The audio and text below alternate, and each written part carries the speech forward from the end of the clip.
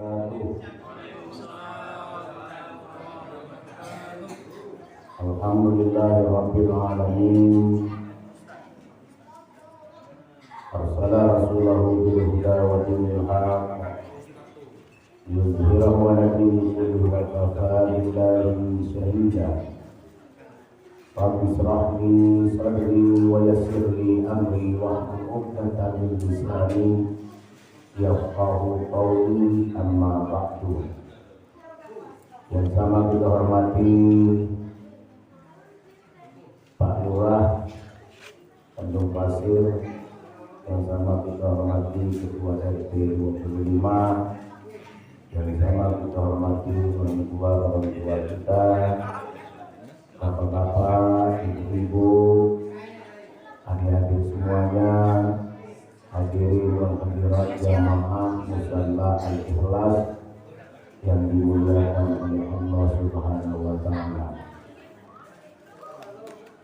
Bersyukur kita kepada Allah dengan mengucapkan alhamdulillahirabbil alamin. Dengan mengucapkan alhamdulillah berarti kita bersyukur atas segala nikmat yang Allah berikan. Yang tak henti-hentinya nikmat yang pertama itu adalah nikmat sehat. Yang kedua nikmat sempat. Yang ketiga nikmat mampu. Yang terakhir adalah nikmat mau. Sehat, sempat, mampu, dan mau. Ada orang sehat tapi tidak sempat.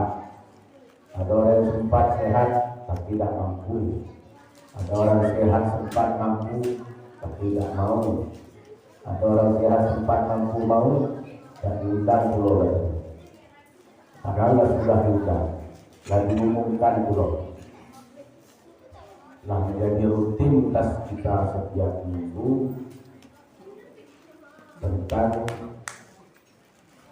subuh Jumat Barokah. Apa kata Buya Hamka? Wahai umat, kalau nak nengok orang Islam itu, tengok waktu dia melaksanakan sholat hari raya Idul Fitri dan sholat hari raya Idul Adha. Tengoklah itu. Pasti sholatnya sampai di tengah-tengah jalan. Kenapa tidak? Karena dia di lapangan.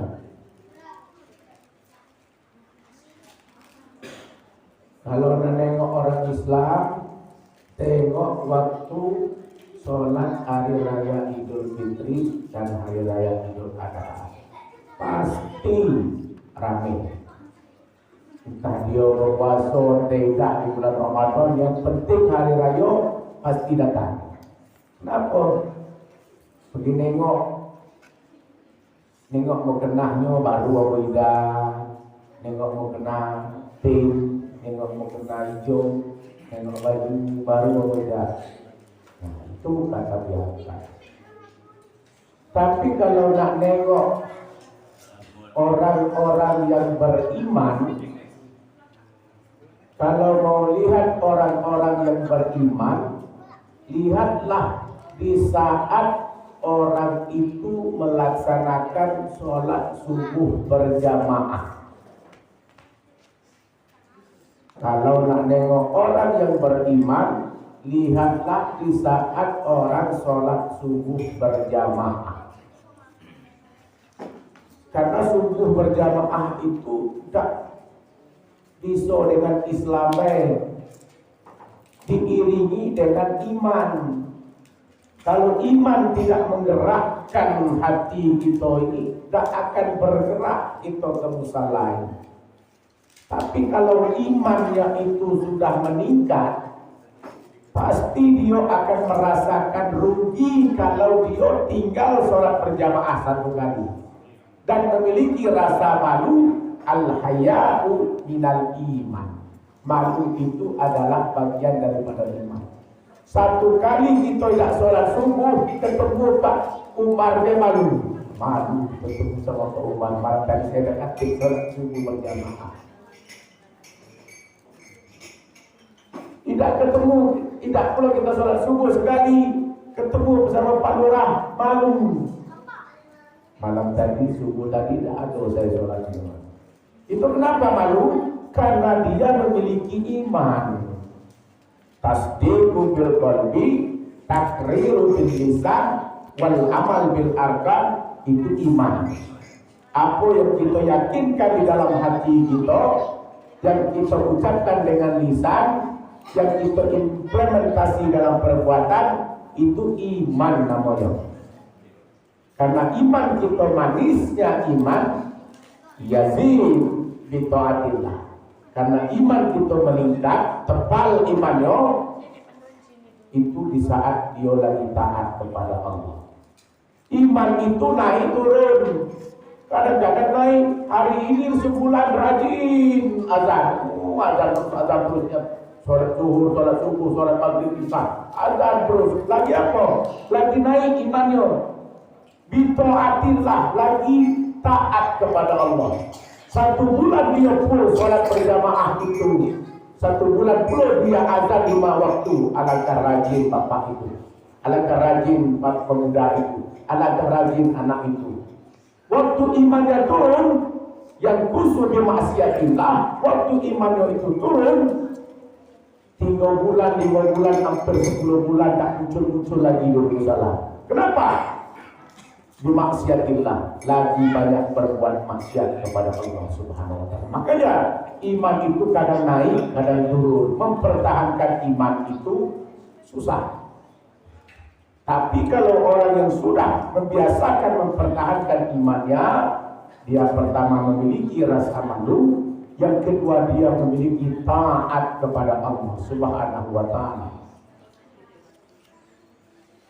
Jadi pada subuh kali ini, alhamdulillah, di samping kita pertama itu adalah memiliki Islam di dalam diri kita, yang kedua kita juga termasuk orang yang memiliki iman.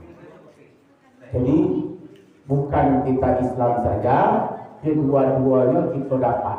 Islam kita dapat, iman apalagi. Nah, itu menurut Buya Hamka.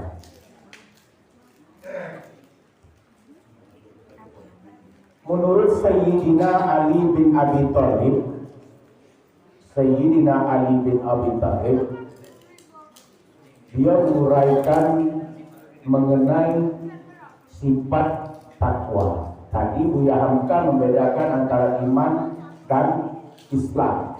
Sekarang Sayyidina Ali bin Abi Thalib, dia menguraikan sifat-sifat orang yang bertakwa. Takwa itu sering saya uraikan. Huruf ta, kof, waw, ya. Takwa.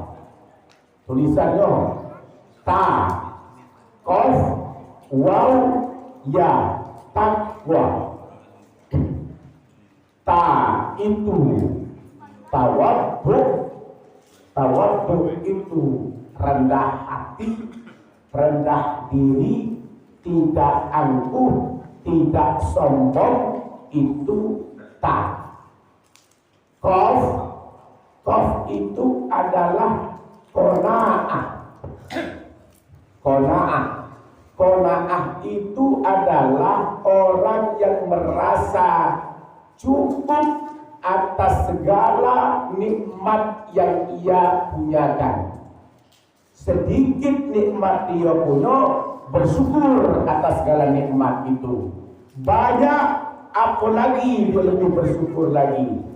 Tidak ada, bersyukur, alhamdulillah kita masih diberikan mie goreng. Alhamdulillah dak katik mie dikasih roti, alhamdulillah. Alhamdulillah dak katik roti dikasih teh. Alhamdulillah kasih teh ada kopi. Dak katik galau-galau, alhamdulillah masih bisa hidup. Alhamdulillah masih ada air yang bisa kita minum. Itu namanya qanaah.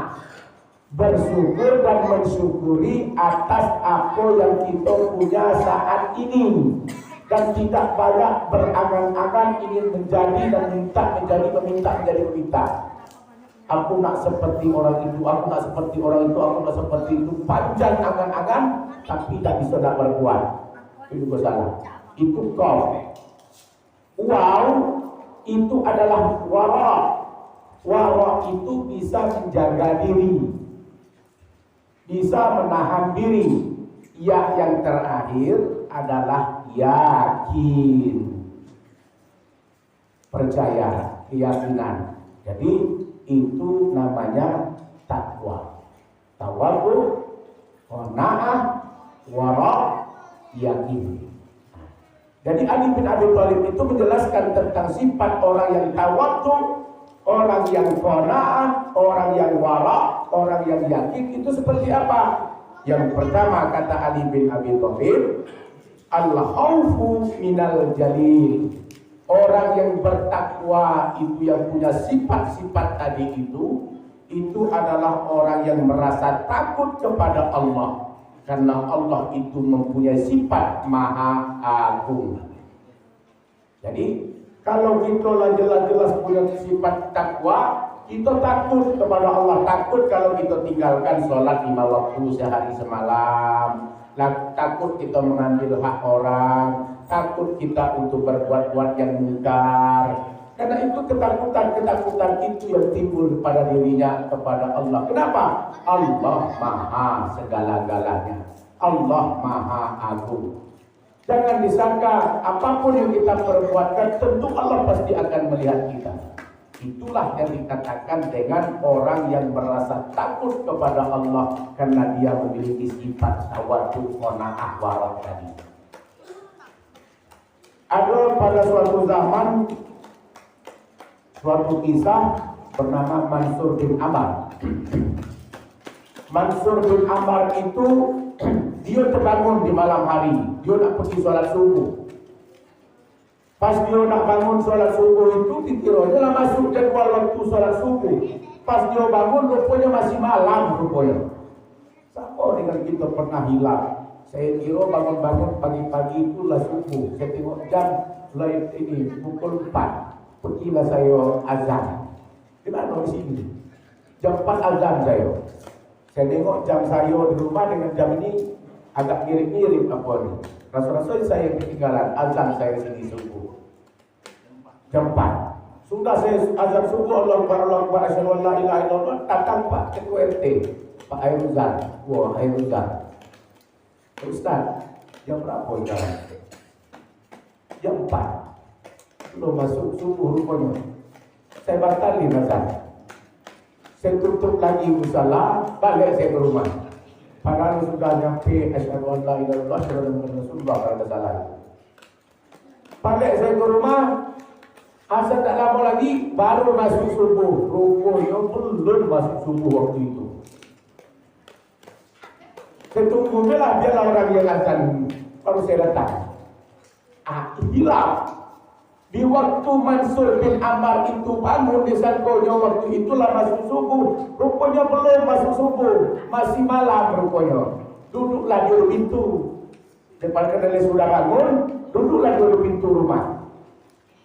Sambil duduk-duduk, dia nengok dari tempat duduk itu, dia nengok ke musala ini. Ada pemuda duduk pula di dalam ini, di pojok pula sebelah kiri, pojok.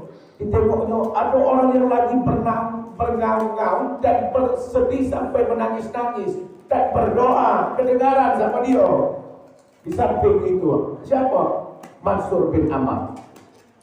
Si pemuda di dalam itu menangis, dia bermohon. Si pemuda ini adalah ahlul maksiat, orang yang selalu bermaksiat. Ya Allah, saya selalu bertaubat ya Allah. Tapi samping saya bertaubat, saya selalu berbuat maksiat. Bagaimana saya akan menyambungkan hubungan silaturahim saya dengan Allah? Karena saya banyak menjalankan apa yang dilarangkan oleh Allah. Apa yang dilarangkannya dijalankannya, apa yang diperintahkannya tidak pernah dia tunaikan. Berasa berdosa. Di saat itu dia melihat seorang pemuda itu berdoa, menangis dan bersedih sampai kedengaran di saat dia bangun duduk di saat di rumah. Apa kata Mansur bin Amar? A'udzubillahi minasyaitonirrajim. Bismillahirrahmanirrahim. Ya Allah, aku berlindung denganmu ya Allah dari godaan setan yang terkutuk dengan menyebut namamu ya Allah yang maha pengasih dan maha penyayang.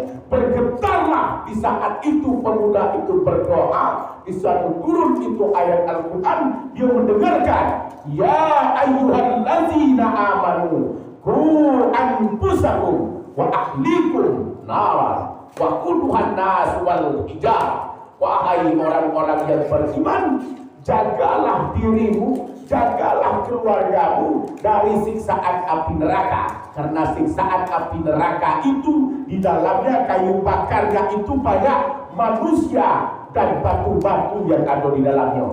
Berguncanglah dalam ruangan itu, bergema dan bergetar. Dia bertambah sedih, bertambah nangis sampai pun dia pingsan di saat itu. Siapa pemuda tadi yang berdoa? Setelah Mansur bin Amar itu melihat apa, dia langsung beraktivitas, dia langsung balik, dia pergi lagi. Mansur bin Amar tadi. Setelah dia pergi, dia balik lagi. Waktu dia balik lagi lewat dia di sini, dia menengok ada ibu-ibu tua tegak di pintu. Pas dia datang, dia tanya, wahai ibunda, orang yang sudah tua, kenapa si pemuda itu terbaring di dalam itu? Di dalam musala, kenapa pemuda itu terbaring? Apa kata ibunya itu? Wahai Fulan, jangan engkau tambahkan lagi kesedihanku kepada Allah. Memangnya kenapa? Saya ini tak tahu, saya ini bukan asli orang sini rupanya. Karena saya pun baru hidup di sini. Wahai Fulan, kata si ibunya tadi, kata sama Mansur bin Amar, sesungguhnya yang terbaring itu adalah anakku. Tadi dia bermohon duduk di pedian pojok sebelah kiri. Dia berdoa sambil nangis dan bersedih sambil dia mendengarkan suatu ayat. Karena dia melihat ada seorang yang tadi yang lewat duduk di sini, seorang laki-laki tadi di sini, sehingga dia mendengarkan ayat Al-Quran, mengguncangkan dirinya sampai dia sedih, sampai dia pingsan, sampai dia meninggal. Di saat itu, apa kata Mansur bin Amar tadi? Wahai Ibnu Amar, ketahuilah itulah orang-orang yang betul-betul takut kepada Allah Subhanahu wa Ta'ala. Karena Allah Maha segala-galanya. Orang yang berbuat banyak dosa, tapi dia bertaubat dengan adanya kemauan yang keras, dia merasakan guncangan menjawab ayat Al-Quran, Qu anfusakum wa ahlikum naran. Itulah orang-orang yang betul-betul merasa takut di hadapan Allah. Tanggung jawab bapak-bapak itu berat. Menyelamatkan keluarga dan ibunya itu tergantung daripada suami-suami. Jadi sebenarnya Pak Surahman, tanggung jawab laki-laki itu berat. Menjaga anak dan istri beserta sekeluarga itu menyelamatkan ibu-ibu. Ibu-ibu juga, bapak-bapak inilah yang menyelamatkan kita dari pintu neraka. Tak bisa kita baik yang akan masuk ke dalam surga, itu yang akan membawakan anak-anak kita. Bapaknya alim, ibunya alim, ngaji terus, berpuasa sunnah terus, haji berapa kali, umrah setiap tahun selama hidupnya.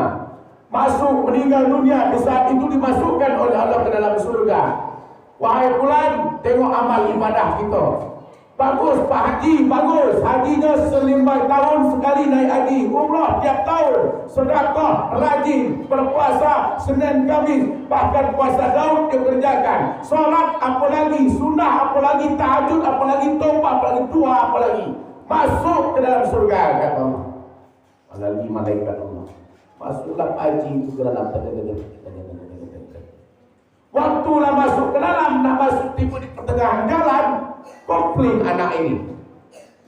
Wahai malaikat, saya ini komplain, saya tidak mau dan tidak merestui orang tua saya masuk ke dalam surga. Kenapa? Karena selama hidup di atas dunia, dia asik berzikir, dia asik beribadah. Saya pun lagi keadaan minuman keras, saya dibiarkannya. Dia orang tua saya asik mengaji, berpuasa. Saya pun berjudi, dibiasakan tanpa ini. Ditalahin baik. Oleh karena itu ya Allah, malaikat batalkan orang tua. Orang tua yang seharusnya sudah ingin masuk ke dalam surga karena keteladanan serta para orang tua untuk menyelamatkan anaknya, tak masuk dia ke dalam surga. Kenapa? Menyelamatkan dirinya, anaknya yang tidak selamat. Padahal tugas orang tua, dirinya pun yang masuk, anaknya seharusnya bisa mengayunkan supaya orang tua itu masuk ke dalam doa anak kepada ibu dan orang tuanya. Nah, jadi ku anfusakum wa ahlikum. Nah, kenapa? Di dalamnya itu banyak batu, manusia. Kita itu sebagai kayu bakarnya baik. Itulah sifat orang yang bertakwa, yang bertakwa. Wabillahi taufiq wal hidayah. Wassalamualaikum warahmatullahi wabarakatuh.